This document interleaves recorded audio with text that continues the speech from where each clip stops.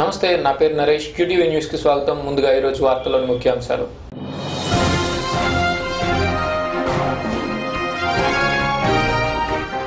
రాజధాని నిర్మిత ప్రాంతాల రైతులతో ముఖ్యమంత్రి సమావేశం అనంతరం తుది నిర్ణయం వెలువరిస్తాం. మంత్రి పత్తిపాటి పుల్లారావు.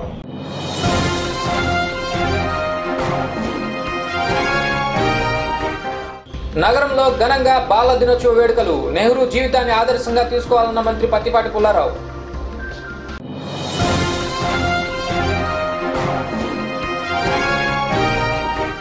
జాతీయ గ్రంథాలయ వారోత్సవాల్లో జిల్లా గ్రంథాలయాల్లో కొనసాగుతున్న పలు సాంస్కృతిక కార్యక్రమాలు.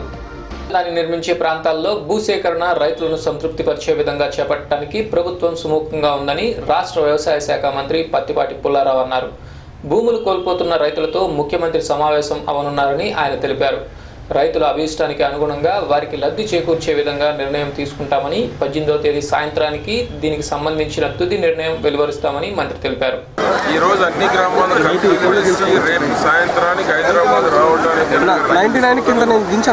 రైతు సంఘాలు కానీ వివిధ పార్టీల నాయకులు కానీ ఎవరైతే మనం అనుకున్నటువంటి అసోసియేషన్ కూడా వారందరూ సిద్ధంగా అన్ని గ్రామాల్లో కనుక కమిటీలు వేయటం ఈరోజు పూర్తయితే రేపు సాయంత్రం ముఖ్యమంత్రి గారికి సమావేశం ఉంటుంది.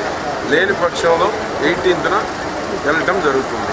తుది రూపం ఎప్పుడు వస్తుందంటే రైతులు, రైతు సంఘాల నాయకుల్ని అందరినీ ముఖ్యమంత్రి గారితో సమావేశం అయిన తరువాత రైతులు ఏదైతే కోరుకుంటా ఉన్నారో, ఏదైతే అనుమానాలు ఉన్నాయో వాళ్ళకు ఉన్నటువంటి అనుమానాలన్నీ నివృత్తి చేసి వాళ్ళని సంతృప్తి పరిచేటువంటి విధంగా ముఖ్యమంత్రి గారు వారితో ఇంటరాక్ట్ అవ్వటం జరుగుతుంది.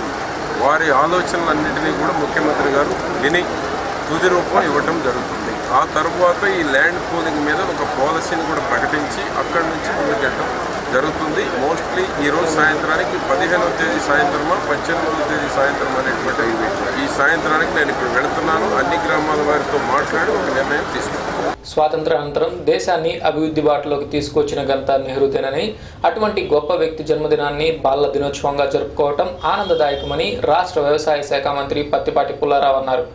బాల దినోత్సవం సందర్భంగా స్థానిక కన్నా విద్యా సంస్థలో ఏర్పాటు చేసిన కార్యక్రమంలో ఆయన పాల్గొన్నారు.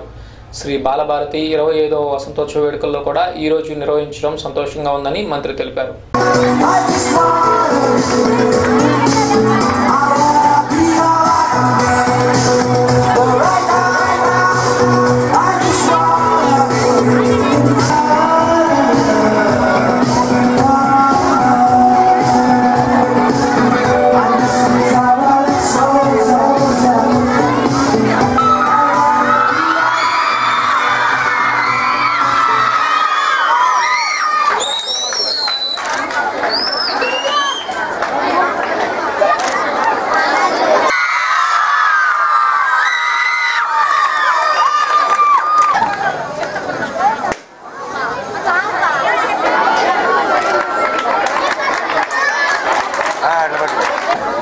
నవభారత నిర్మాత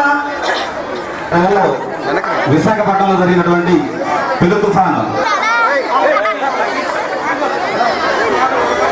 జరిగింది. పారిశ్రామికంగా ఒక ఉద్యమాన్ని తీసుకొచ్చి పారిశ్రామికంగా ప్రోత్సహించడం జరిగింది. ఆ విధంగా దేశం కోసం వారు చేసినటువంటి కృషి మరిచిపోలేనటువంటిది. ప్రతి ఒక్కరి హృదయాల్లో ఉండేటువంటి విధంగా వారు దేశాన్ని అభివృద్ధి పదంలో అటు వ్యవసాయ పరంగా ఇటు పారిశ్రామికంగా అభివృద్ధి చెందేటువంటి దానికి వారు చేసినటువంటి కృషి మరువలేనటువంటిదని నేను మీకు తెలియజేస్తూ ఉన్నాను.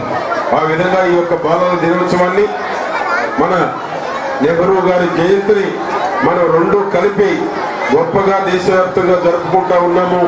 ఆ విధంగా వారు ప్రధానమంత్రిగా ఉన్నప్పుడు ప్రతిపక్షాలకి ఒక మంచి అవకాశాన్ని ఇవ్వటంలో కానీ, ప్రతిపక్షాలను గౌరవించడంలో కానీ, పార్లమెంటులో ప్రతిపక్షాలకు ఎక్కువ సమయం కేటాయించడంలో కానీ వారికి సాటి మరొకరు లేరు అనేటువంటి విధంగా ఆనాడు వారు తీసుకున్నటువంటి నిర్ణయం అందరూ కూడా కొనియాడబడుతున్నటువంటి నిర్ణయం. నవంబర్ 14 నుండి 20 వరకు జాతీయ గ్రంథాలయ వారోత్సవాలను నిర్వహిస్తున్నామని జిల్లా గ్రంథాలయ పాలకులు వెంకటరమణ తెలిపారు. దీనిలో భాగంగా పలు సాంస్కృతిక కార్యక్రమాలతో పాటు అవగాహన సదస్సులు కూడా నిర్వహిస్తున్నామన్నారు. రాష్ట్ర విభజన అనంతరం మొదటిసారిగా ఈ వారోత్సవాలు నిర్వహిస్తున్నట్లు ఆయన తెలిపారు. గ్రంథాలయాల్లో ఉన్న సమస్యలను ప్రభుత్వం దృష్టికి తీసుకువెళ్తామని, వాటిని పరిష్కరించే విధంగా ప్రభుత్వం చర్యలు తీసుకోవాలని కోరారు.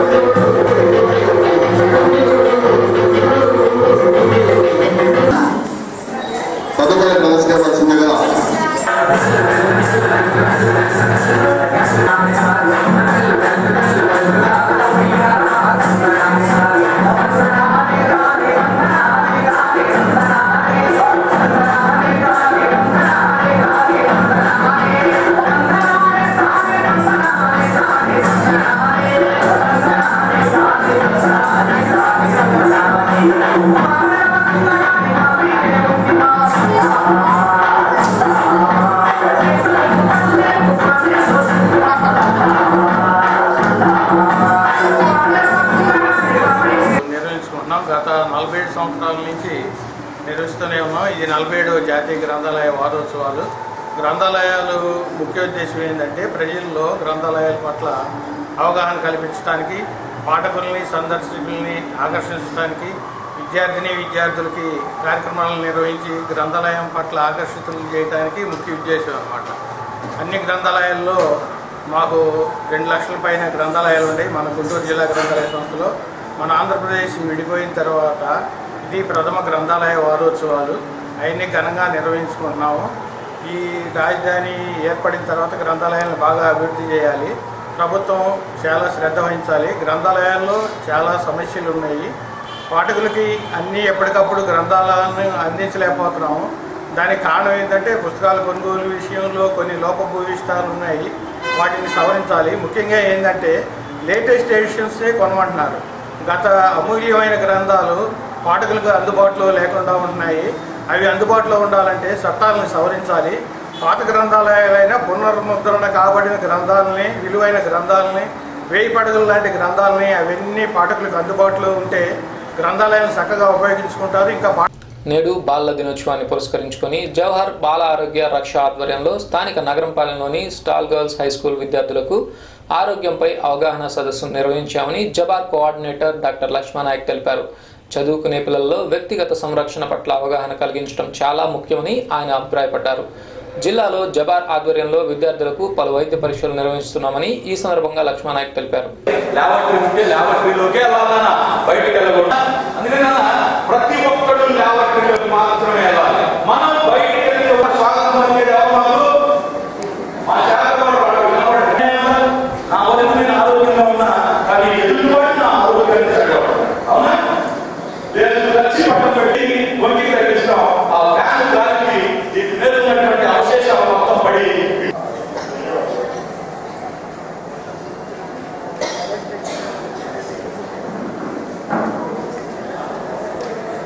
స్కూల్స్లో మీ డైలీ క్లాస్ దగ్గర అలానే హెడ్ మాస్టర్ మేడం.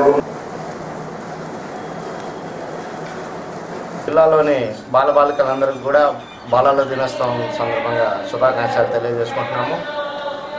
ముఖ్యంగా పిల్లలు ఆరోగ్యం మీద అవగాహన పెంచుకొని మన ఆరోగ్యం మన చేతుల్లో ఉందనే విషయాన్ని వారందరూ కూడా గ్రహించి మరి ప్రతిరోజు కూడా వ్యక్తిగత పరిశుభ్రత పట్ల వాళ్ళు శ్రద్ధ చూపాలి.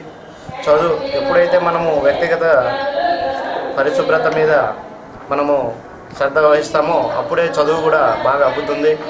బాగా చదువుకోవాలంటే ముందు ఆరోగ్యం బాగుండాలి.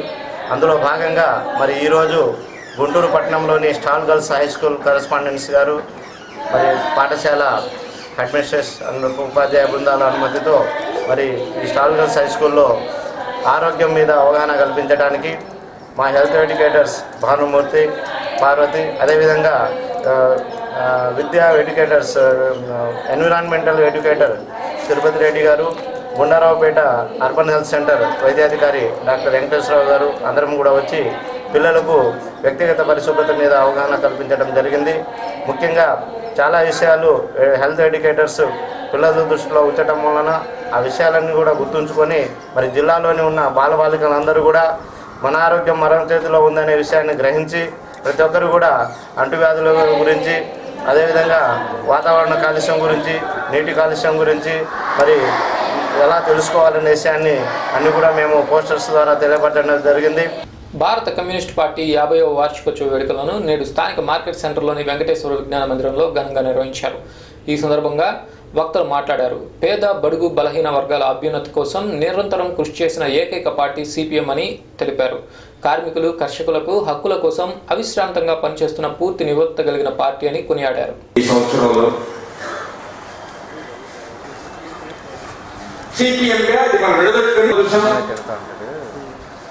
ఎందుకంటే సిపిఐ ఘటకత్తు జిల్లా కమిటీ ఘటకత్తు స్టాల్ వార్డ్స్ ఎమ్మెల్యే ఎంపీలు చేసిన లైన్ దాని విరుద్ధంగానే ఈ రోజు ఈ జిల్లాలో పుట్టిన రాష్ట్రంలో, దేశంలో కూడా ఉన్నటువంటి స్పందన, దానికి ఉన్న తీరు, దాన్ని సిపిఎం సరైన పంథాలు తీసుకునే కానీ ప్రపంచ దేశాల అనుభవాలు చూస్తుంటే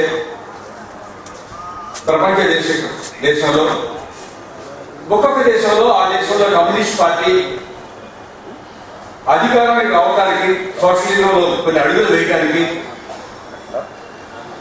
ప్రారంభానికి ఆ అధికారాన్ని రావడానికి మధ్య చాలా సంఘర్షణ జరిగింది. అందరూ తెలుసు. చాలా పేరిక చీలికలు జరిగింది. పేరిక చీలికలు జరగడం అంటే సంఘర్షణ, సరైన లైన్ కోసం సంఘర్షణ. అంటే సరైన లైన్ మార్క్సిజాన్ని ఆ దేశంలో అన్వయించి ఆ దేశంలో ఉన్న కార్మిక వర్గాన్ని, వ్యవసాయ కూలీని, రైతాంగాన్ని, మేధావి వర్గాన్ని కలిపి ఒక సమసమాజం నిర్మించడానికి సరైన పంథా ఎలా అని చెప్పి మన కనుక వెలుగుని చిరికినట్టుగా ఖచ్చితంగా సమాజంలో చిరుకుతాం, పార్టీలో కూడా అదే, ఉమ్మడి పార్టీలో అది జరగదు. అది జరిగి తీరుద్ది. అది చాలా దేశాల్లో జరిగింది. జరిగి సరైన లైన్కి ఇవ్వాలి. ఆ దేశాల్లో విప్లవాల్ని, అధికారాన్ని సాధించిన చరిత్ర మనం చూసాం. ఇప్పుడు చిన్న విరామం.